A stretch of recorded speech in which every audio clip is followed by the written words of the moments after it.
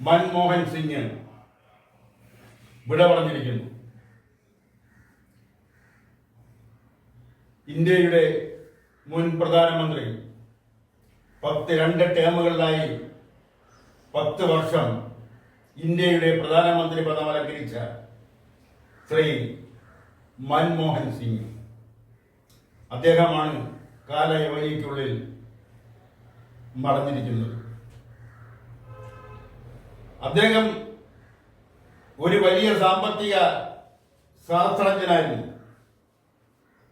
സാമ്പത്തിക ശാസ്ത്രത്തിൽ കേംബ്രിഡ്ജ് സർവകലാശാലയിൽ നിന്ന് മാസ്റ്റർ ഡിഗ്രി എടുത്ത ശേഷം ഇന്ത്യയിലെ അപൂർവം ചിലർക്ക് മാത്രം ലഭിക്കുന്ന വിദ്യാഭ്യാസം ഓക്സ്ഫോർഡ് യൂണിവേഴ്സിറ്റി, ഓക്സ്ഫോർഡ് സർവകലാശാല, ആ ഓക്സ്ഫോർഡ് സർവകലാശാലയിൽ നിന്നും സാമ്പത്തിക ശാസ്ത്രം സ്പെഷ്യലൈസ് ചെയ്തുകൊണ്ട് അദ്ദേഹം ഡോക്ടറേറ്റ് ബിരുദം നേടി. അങ്ങനെയുള്ള മൻമോഹൻ സിംഗ് കേന്ദ്ര വാണിജ്യ കാര്യ വകുപ്പ് മന്ത്രിയായിരുന്ന എൽ.എൻ. മിശ്ര, ആ എൽ.എൻ. മിശ്രയുടെ ഉപദേഷ്ടാവായിട്ടാണ് രാഷ്ട്രീയത്തിൽ കാലെടുത്ത് വയ്ക്കുന്നത്. എൽ.എൻ. മിശ്ര റെയിൽവേ വകുപ്പ് മന്ത്രിയായിരിക്കുമ്പോഴാണ് ഒരു ബോംബ് സ്ഫോടനത്തിൽ കൊല്ലപ്പെടുന്നത് എന്നത് മറ്റൊരു കാര്യം. അവിടെ നിന്ന് രാഷ്ട്രീയത്തിന്റെ ബാലപാഠം പഠിച്ചു തുടങ്ങിയ മൻമോഹൻ സിംഗ് പിന്നീട് റിസർവ് ബാങ്കിന്റെ റിസർവ് ബാങ്കിന്റെ ഗവർണറാവുന്നു. 1982-85 കാലഘട്ടത്തിലാണ് അദ്ദേഹം റിസർവ് ബാങ്കിന്റെ ഗവർണറായി പ്രവർത്തിക്കുന്നത്. അദ്ദേഹം ആസൂത്രണ ബോർഡ് ഉപാധ്യക്ഷനായിരുന്നു. കേന്ദ്ര ആസൂത്രണ ബോർഡ് ഉപാധ്യക്ഷൻ. അങ്ങനെ അവിടെ നിന്നും അദ്ദേഹം നരസിംഹറാവുവിന്റെ മന്ത്രിസഭയിൽ വളരെ പ്രധാനപ്പെട്ട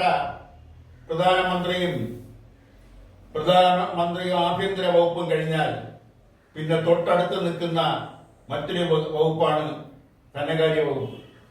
ആ ധനകാര്യ വകുപ്പിന്റെ മന്ത്രിയായി നരസിംഹറാവു മന്ത്രിസഭയിൽ അദ്ദേഹം ധനകാര്യ വകുപ്പ് മന്ത്രിയായിരുന്നു. അവിടെ നിന്ന് അദ്ദേഹം രാഷ്ട്രീയത്തിന്റെ അടവുകളും തടവുകളും മറ്റുമെല്ലാം പഠിച്ചുകൊണ്ട് കോൺഗ്രസിനെ 2004 ലോക്സഭാ തെരഞ്ഞെടുപ്പിൽ അദ്ദേഹവും സോണിയാഗാന്ധിയും ചേർന്നാണ് കോൺഗ്രസിനെ തെരഞ്ഞെടുപ്പിൽ സജ്ജമാക്കുന്നത്. ആ തെരഞ്ഞെടുപ്പിൽ കോൺഗ്രസിന് കേവല ഭൂരിപക്ഷം ലഭിച്ചു. സോണിയാഗാന്ധി പ്രധാനമന്ത്രിയാവുമെന്ന് എല്ലാവരും എന്ന് പറയുമ്പോൾ ഇന്ത്യയിൽ മാത്രമല്ല ലോക രാഷ്ട്രങ്ങൾ വരെ സോണിയാഗാന്ധി ഇന്ത്യയുടെ പ്രധാനമന്ത്രി പദത്തിൽ എത്തിച്ചേരുമെന്ന് എല്ലാവരും പ്രതീക്ഷിച്ചു. എന്നാൽ സോണിയാഗാന്ധി പ്രധാനമന്ത്രിയാവുന്നതിൽ കോൺഗ്രസിനകത്തും പുറത്തും പ്രതിഷേധങ്ങൾ ഉയർന്നു. കോൺഗ്രസിനകത്ത് രഹസ്യമായിട്ടാണ് പ്രതിഷേധത്തിന്റെ കൊടി കാറ്റ് ഉയർന്നതെങ്കിലും കോൺഗ്രസിന് പുറത്ത് പ്രതിഷേധത്തിന്റെ കലാപം തന്നെ തൊടുത്തുവിട്ടു. സോണിയാഗാന്ധി ആവുമെങ്കിൽ താൻ മൊട്ടയടിക്കുമെന്ന് സുഷമ സ്വരാജ് പറയുന്ന സ്ഥിതി വരെയൊക്കെ രാഷ്ട്രീയ കാര്യങ്ങൾ എത്തിച്ചേർന്നു. ഈ ഒരു രാഷ്ട്രീയ സാഹചര്യത്തിലാണ് സോണിയാഗാന്ധി വളരെ പക്വതയാർന്ന ഒരു തീരുമാനമെടുത്തത്. താൻ പ്രധാനമന്ത്രി പദത്തിലേക്കില്ല എന്ന് അവർ പ്രഖ്യാപിച്ചു. അതൊരു അപ്രതീക്ഷിത പ്രഖ്യാപനമായിരുന്നു. അപ്രതീക്ഷിത പ്രഖ്യാപനം എന്ന് മാത്രമല്ല, ഒരു ഇരുത്തം വന്ന രാഷ്ട്രീയ നേതാവിന്റെ പക്വതയാർന്ന ഒരു തീരുമാനവും പ്രസ്താവനയുമായിരുന്നു അത്. അവിടെ നിന്നാണ് മൻമോഹൻ സിംഗിന്റെ പേര് പ്രധാനമന്ത്രി പദത്തിലേക്ക് സോണിയാഗാന്ധി ഉയർത്തിക്കാട്ടുന്നത് കോൺഗ്രസിനകത്ത്. അങ്ങനെ സോണിയാഗാന്ധിയുടെ നോമിനിയായിട്ടാണ് മൻമോഹൻ സിംഗ് ഇന്ത്യയുടെ പ്രധാനമന്ത്രി പദത്തിലേക്ക് ഉയർന്നത് എന്ന് പറയുന്നതിൽ തെറ്റില്ല. കാര്യം അവരുടെ തീരുമാനമായിരുന്നു. അവർക്ക് പകരം എനിക്ക് പ്രധാനമന്ത്രിയാകാൻ കഴിയുന്നില്ല. പകരം ഞാൻ ആഗ്രഹിക്കുന്ന, ഞാൻ ഇഷ്ടപ്പെടുന്ന ആള് ഇന്ത്യയുടെ പ്രധാനമന്ത്രി ആവണം എന്ന അവരുടെ തീരുമാനത്തെ എതിർക്കാൻ അന്ന് കോൺഗ്രസിനകത്ത് ശക്തമായ ഒരു ഗ്രൂപ്പോ ഒരു വ്യക്തിയോ ഇല്ലായിരുന്നു എന്നുള്ളതാണ് സത്യം. അങ്ങനെ മൻമോഹൻ സിംഗ് ഇന്ത്യയുടെ പ്രധാനമന്ത്രിയായി. രണ്ടാമത്തെ പൊതു തിരഞ്ഞെടുപ്പ് വന്നപ്പോൾ കോൺഗ്രസിന് ഒറ്റയ്ക്ക് ഭരിക്കാനുള്ള ഭൂരിപക്ഷം ലഭിക്കാത്ത സാഹചര്യത്തിൽ ഒരു മുന്നണിയുടെ നേതാവായി മൻമോഹൻ സിംഗിനെ കാട്ടിക്കൊണ്ടാണ് അദ്ദേഹം രണ്ടാമത് ഇന്ത്യയുടെ പ്രധാനമന്ത്രി പദത്തിലേക്ക് ഉയർന്നത്. കോൺഗ്രസിന് ഒറ്റയ്ക്ക് ഭരിക്കാനുള്ള ഭൂരിപക്ഷം ഇല്ലാത്ത സാഹചര്യത്തിൽ ഒരു മുന്നണിയെ എങ്ങനെ നയിക്കണമെന്ന്, ആ മുന്നണിയെ മുന്നോട്ട് കൊണ്ടുപോകുന്നതിൽ മൻമോഹൻ സിംഗ് വിജയിച്ചു എന്ന കാര്യത്തിൽ സംശയങ്ങളുണ്ട്. കാരണം ആ കൂട്ടുകക്ഷി മന്ത്രിസഭയിലാണ് മൻമോഹൻ സിംഗ് മന്ത്രിസഭയ്ക്കെതിരെ അഴിമതി ആരോപണങ്ങൾ വരുന്നത്. ആ അഴിമതി ആരോപണം എന്ന് പറയുന്നത് പല കാര്യങ്ങളിൽ നിന്നുമാണ് ആ അഴിമതി ഉയർന്നു വരുന്നത്.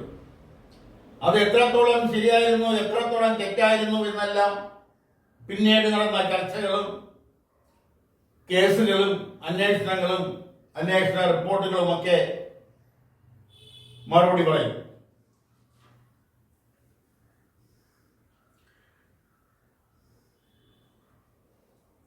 അദ്ദേഹത്തിന്റെ ദീർഘവീക്ഷണം, പ്രത്യേകിച്ചും സാമ്പത്തിക രംഗത്തുള്ള ദീർഘവീക്ഷണം, അത് നരസിംഹറാവുവിനും ആ സാമ്പത്തിക രംഗത്ത് ആ ദീർഘവീക്ഷണം ഉണ്ടായിരുന്നു. ഒരു സാമ്പത്തിക വിദഗ്ധനായിരുന്നു നരസിംഹറാവു. ആ നരസിംഹറാവു സർക്കാരിലെ കേന്ദ്ര ധനകാര്യ വകുപ്പ് മന്ത്രി ആയിരുന്ന മൻമോഹൻ സിംഗിന് ഇന്ത്യയുടെ സമ്പദ്ഘടനയെ, ഇന്ത്യയുടെ സാമ്പത്തിക വ്യവസ്ഥയെ അത് എങ്ങനെ നിലനിർത്തണമെന്നും എങ്ങനെ മുന്നോട്ട് കൊണ്ടുപോകണമെന്നും വ്യക്തമായ ധാരണകൾ ഉണ്ടായിരുന്നു. അത് ഒരു കൈമുതൽ എന്ന നിലയിൽ എന്നും അദ്ദേഹത്തിന് കൂട്ടുണ്ടായിരുന്നു. അങ്ങനെ 10 വർഷക്കാലം അദ്ദേഹം കോൺഗ്രസിന്റെ നേതാവായി, ഇന്ത്യയുടെ പ്രധാനമന്ത്രിയായി ഭരണം നിർവഹിച്ചു. ഈ കാലഘട്ടത്തിൽ കോൺഗ്രസിനകത്ത് നിരവധി പ്രശ്നങ്ങൾ ഉണ്ടായെങ്കിലും കോൺഗ്രസിന്റെ അധ്യക്ഷ സ്ഥാനം ഏറ്റെടുത്തുകൊണ്ട് സോണിയാഗാന്ധി കോൺഗ്രസിനെ മുന്നോട്ട് നയിച്ചു. ആ കോൺഗ്രസിന്റെ നോമിനി അല്ലെങ്കിൽ സോണിയാഗാന്ധിയുടെ നോമിനി എന്ന നിലയിൽ മൻമോഹൻ സിംഗിന് കോൺഗ്രസിനകത്ത് നിന്ന് വലിയ എതിർപ്പുകളോ പ്രശ്നങ്ങളോ ഒന്നും ഉണ്ടായില്ല എങ്കിൽ തന്നെയും രണ്ടാമത്തെ സർക്കാരിൽ ഘടകകക്ഷികളിൽ നിന്ന് നിരവധി പ്രശ്നങ്ങൾ അദ്ദേഹത്തിന് നേടേണ്ടി വന്നു. ഘടകകക്ഷിയുടെ പേരിലുണ്ടായ അഴിമതി ആരോപണങ്ങൾ അത് മൻമോഹൻ സിംഗിനെ വല്ലാതെ കുലുക്കിയിരുന്നു. അദ്ദേഹം ലോകസഭ അംഗം ആയി എന്നതിൽ കവിഞ്ഞായില്ല എന്നത് മാത്രമല്ല, അദ്ദേഹം 5 തവണ രാജ്യസഭ അംഗമായി. അങ്ങനെ 5 പ്രാവശ്യം രാജ്യസഭ അംഗമായിരുന്ന മൻമോഹൻ സിംഗ് ആ 5 പ്രാവശ്യം കൊണ്ട് തന്നെ 5 ടേം കൊണ്ട് തന്നെ അദ്ദേഹം ഇന്ത്യയുടെ രാഷ്ട്രീയത്തിന്റെ ഉൾത്തുടുപ്പുകൾ പഠിക്കുകയും പ്രത്യേകിച്ചും കോൺഗ്രസിനെയും കോൺഗ്രസ് അകത്ത് നിന്ന് ഉയർന്നു വരുന്ന പ്രതിഷേധ സ്വരങ്ങളെയും എല്ലാം ബുദ്ധിപൂർവം കൈകാര്യം ചെയ്തുകൊണ്ട് അദ്ദേഹം 10 വർഷക്കാലം ഇന്ത്യയുടെ പ്രധാനമന്ത്രിയായി ഭരണം നിർവഹിച്ചു. അദ്ദേഹത്തിന്റെ മരണം ഇന്ത്യയുടെ സാമ്പത്തിക രംഗത്ത് മാത്രമല്ല, ഇന്ത്യൻ രാഷ്ട്രീയത്തിനും പ്രത്യേകിച്ചും കോൺഗ്രസ് പാർട്ടിക്കും കോൺഗ്രസ് ഇന്ന് നേരിടുന്ന പ്രതിസന്ധിയിൽ അദ്ദേഹം പ്രത്യക്ഷമായി കോൺഗ്രസിനെ സഹായിക്കാൻ രംഗത്ത് വന്നില്ല എങ്കിൽ തന്നെയും അദ്ദേഹത്തിന്റെ പേര് കോൺഗ്രസ് പല വേദികളിലും ഉപയോഗിച്ചുകൊണ്ട് കോൺഗ്രസിനെ പ്രതിസന്ധിയിൽ നിന്നും കരകയറ്റുന്നതിനുള്ള ശ്രമം കോൺഗ്രസ് നടത്തിക്കൊണ്ടിരിക്കുന്ന അവസരത്തിലാണ് മൻമോഹൻ സിംഗിന്റെ മരണം. കോൺഗ്രസുകാരോടൊപ്പം മൻമോഹൻ സിംഗിനെ ഇഷ്ടപ്പെടുകയും സ്നേഹിക്കുകയും ചെയ്യുന്നവരോടൊപ്പം കേരളീയ ദർശനം ആ ദുഃഖത്തിൽ പങ്കുചേരുന്നു. മൻമോഹൻ സിംഗിന് ആദരാഞ്ജലികൾ അർപ്പിച്ചുകൊണ്ട് ഇന്നത്തെ മുഖപ്രസംഗം പൂർത്തിയാക്കുന്നു. നന്ദി, നമസ്കാരം.